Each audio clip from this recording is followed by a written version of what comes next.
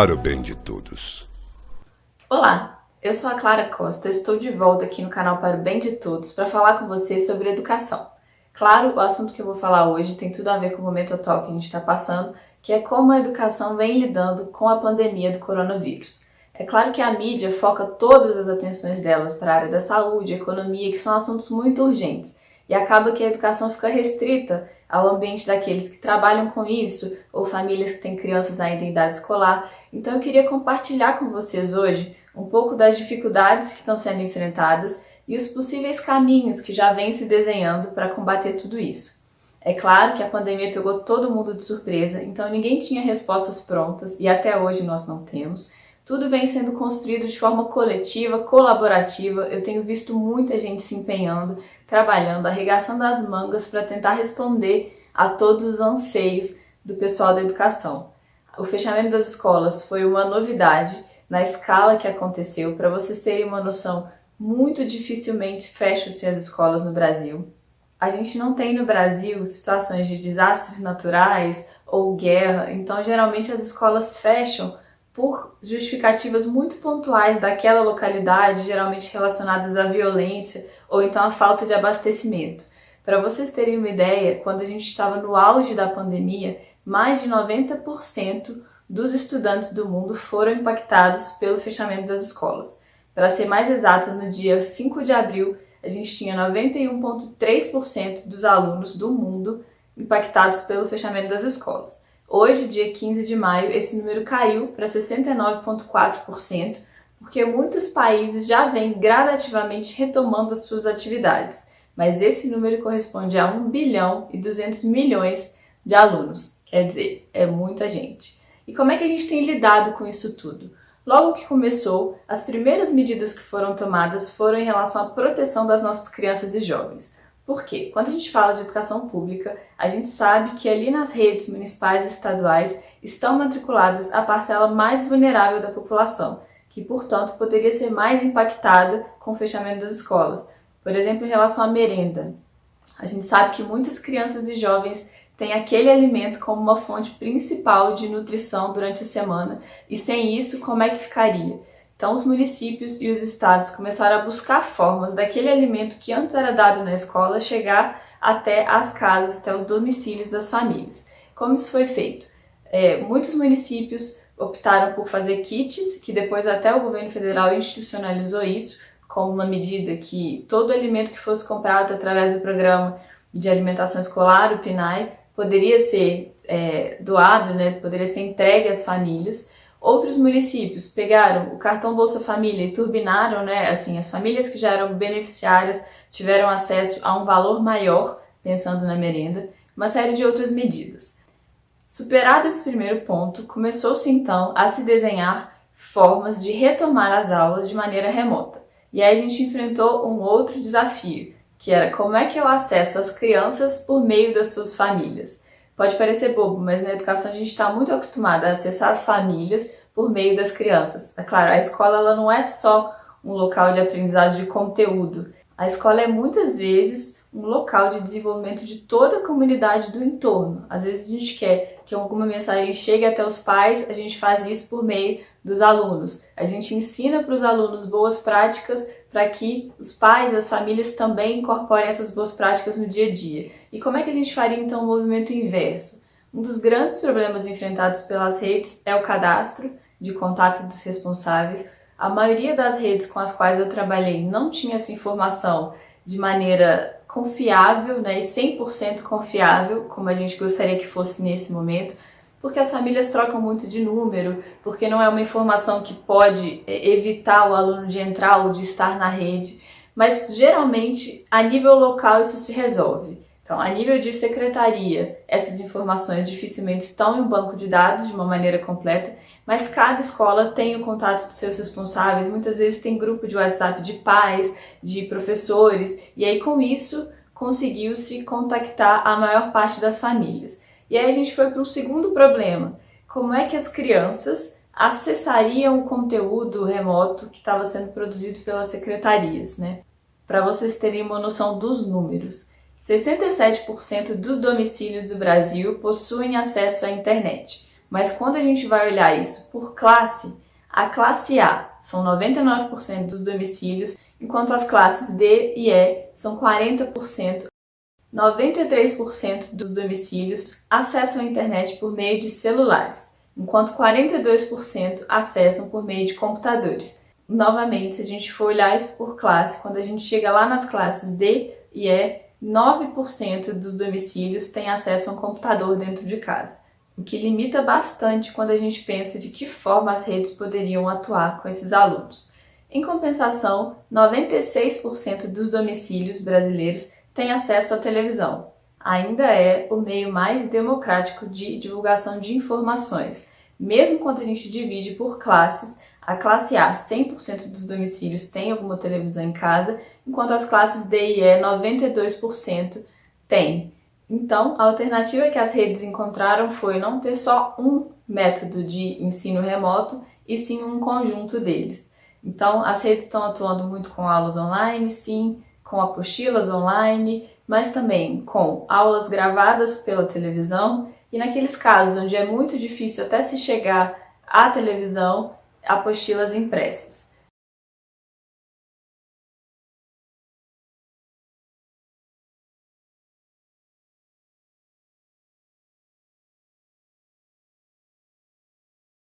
Justamente por conta desses números serem tão diversos, eu tenho visto também uma discussão relacionada ao fato de que, se a gente não consegue acessar todo mundo, melhor é não fazer nada?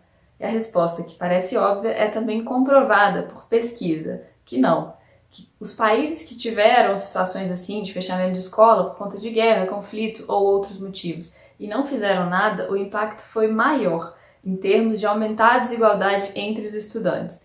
Então, mesmo que a gente não consiga atingir a todos nesse momento, o ideal é que a gente sim entre com estratégias para aqueles que a gente consegue atingir e busque cada vez mais universalizar isso. Tem outros estudos também, pesquisas que foram feitas nos Estados Unidos que mostram o impacto de períodos prolongados sem aula. No caso lá, eles analisaram as férias de verão. Eles viram que, quando os alunos retornam às escolas, é como se eles tivessem perdido um mês de aula, só pelo fato de eles estarem um período prolongado longe da escola. Então a gente tem que evitar ao máximo que isso aconteça, porque aqui no Brasil, antes da pandemia, a gente já tinha uma série de desafios que com certeza vão ser muito agravados por esse período que a gente está aí tentando entrar em contato com os alunos ou entrando, mas que a gente sabe que não é a melhor maneira, a maneira mais indicada ou que a gente estava mais preparado para fazer isso. Por exemplo, problemas que a gente vai enfrentar muito. O Brasil já era um país com muita defasagem de idade séria. O que é isso? Existe uma idade adequada para cada ano de escolaridade. Então a gente fala que quando o aluno está 2 anos ou mais para além daquela idade que seria adequada, ele é um aluno defasado. Como um exemplo, o primeiro ano do ensino fundamental, a criança tem 6. Ela pode ter 6, 7 anos. De 8 anos para cima, ela é considerada uma aluno defasado. No Brasil, quais são os nossos números? Nos anos iniciais, que vai do primeiro ao quinto ano, 14% de todos os nossos alunos da rede pública, das redes públicas, estou falando de nível Brasil, são defasados. No ensino fundamental 2, que seriam os anos finais do sexto até o nono ano, 29% dos alunos são defasados. E no ensino médio, 31% dos alunos. Já eram números preocupantes que, com certeza, com a pandemia, se tornam ainda mais desafiadores. A mesma coisa acontece com a evasão escolar. Esse período sem aula diminui o vínculo das crianças e dos jovens com as escolas e aumentam as chances de, quando as aulas retornarem, parte desses alunos nem voltar para as aulas. A evasão no Brasil ela hoje é 0,7% nos anos iniciais, 2,4% nos anos finais e 6,1% no ensino médio. Também são coisas que a gente vai precisar prestar muita atenção no retorno às aulas. Um outro ponto, que é um desafio para as redes, mas que pode também ser uma grande oportunidade, é a relação entre as famílias e as escolas. Isso sempre foi uma questão, né? Até onde vai o papel da família, até onde vai o papel da escola, uma questão que não foi bem resolvida e que agora a gente tem uma oportunidade de, se bem construído, fazer isso virar permanente. É claro que nada, nem a família e nem nenhum tipo de ensino à distância ou remoto substitui o papel do professor. A gente tem também pesquisas que mostram que mesmo na educação à distância, a mediação do professor é fundamental para o sucesso daquela interação. Mas hoje o que a gente tem é a necessidade cada vez maior das famílias se envolverem na vida escolar dos seus alunos.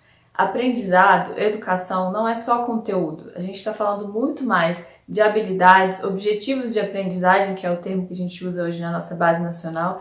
Então a gente vai precisar e a gente tem precisado que cada vez mais as famílias se envolvam, incentivando os filhos a estudar, observando como é que estão sendo feitas as atividades, incentivando hábitos de leitura, com altas expectativas educacionais. A gente vê que isso também é muito importante, aquelas famílias que almejam grandes expectativas para os seus filhos, o quanto elas se envolvem, o quanto o filho tem sucesso por conta disso, em relação àquela família que não liga, que não pergunta, que não quer saber, que não se envolve.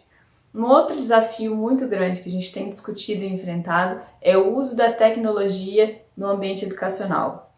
Não para substituir o papel do professor ou para substituir a interação presencial, mas para agregar. Existem já uma série de tecnologias sendo testadas em pequenas escalas, mas que ou não eram tão valorizadas e que agora vêm à tona com muita força, porque no cenário que vai se desenhar pós-pandemia, com certeza elas serão muito necessárias.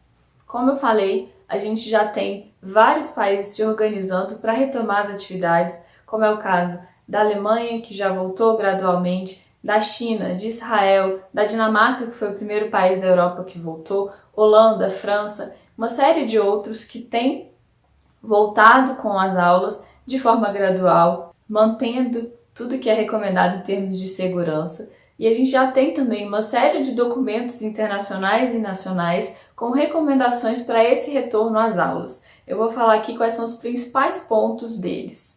Primeiro ponto muito importante para um retorno das aulas é, claro, garantir as condições de higiene, tanto do espaço quanto pessoal, para todos os alunos. Então, limpezas regulares, higienização das mãos, das superfícies, distância mínima entre os alunos, uma série de protocolos que podem ser desenvolvidos nesse sentido.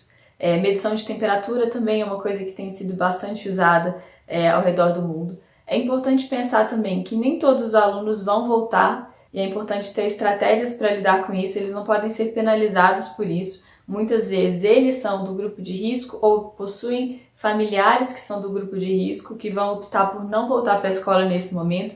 Então, de alguma maneira, o ensino remoto vai ter que continuar junto com o presencial. A mesma coisa os professores, muitos professores também não vão retornar de imediato por estarem no grupo de risco. Tudo isso tem que ser considerado.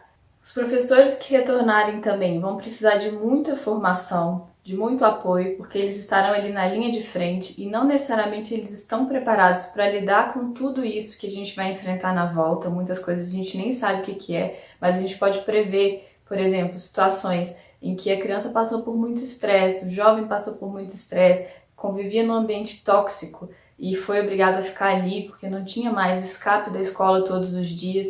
Então a gente vai precisar também do apoio de muitos profissionais de outras áreas, inclusive, falando de saúde mental, de psicologia, junto, apoiando os professores e os alunos.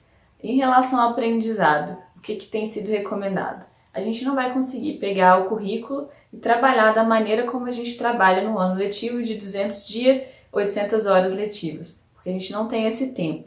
Então, as recomendações, tanto internacionais como do nosso Conselho Nacional de Educação, são que sejam priorizados os objetivos de aprendizagem que serão trabalhados neste ano e que o calendário seja organizado de uma forma mais flexível, podendo, por exemplo, tirar o tempo de que seria para férias ou feriados, até chegar lá mais perto de 2021 para não impactar o calendário de 2021.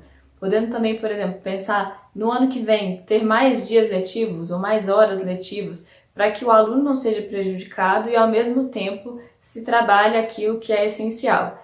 Claro que isso não para os anos que são os últimos anos, né, os anos terminais, porque aí, nesse caso, os jovens precisam concluir o ensino médio.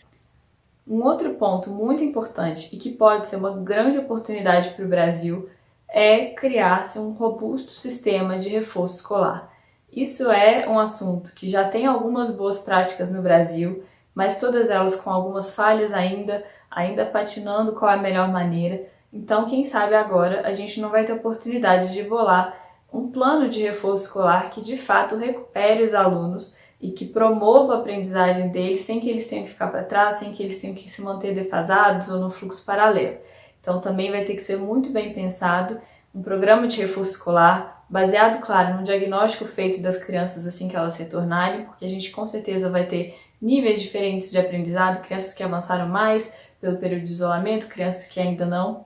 Tudo isso vai ter que ser também muito personalizado, né, localmente. Esses foram, então, os principais assuntos que eu separei para trazer aqui para vocês. Como eu disse, são assuntos que estão em pauta, muita coisa então ainda vai surgir, ainda vai ser discutida, a gente ainda vai ter de novidade. Eu sei que eu não explorei todos com a mesma profundidade, então se tem algum que você se interessou ou ficou com dúvida ou tem alguma sugestão, comenta aqui embaixo que a gente pode gravar um vídeo só sobre isso. E agora eu quero saber, se você é da educação, como é que você tem lidado com isso tudo? O que você tem feito? Como é que a sua rede tem atuado? E se você não é da área, você teve aí alguma ideia que pode compartilhar com a gente? Lembre-se também de curtir o vídeo, compartilhar, se inscrever no nosso canal. Aqui a gente fala não só de educação, mas de muitos outros assuntos. E a gente vem buscando trazer uma mensagem que seja boa para todos. Obrigada e até o próximo vídeo.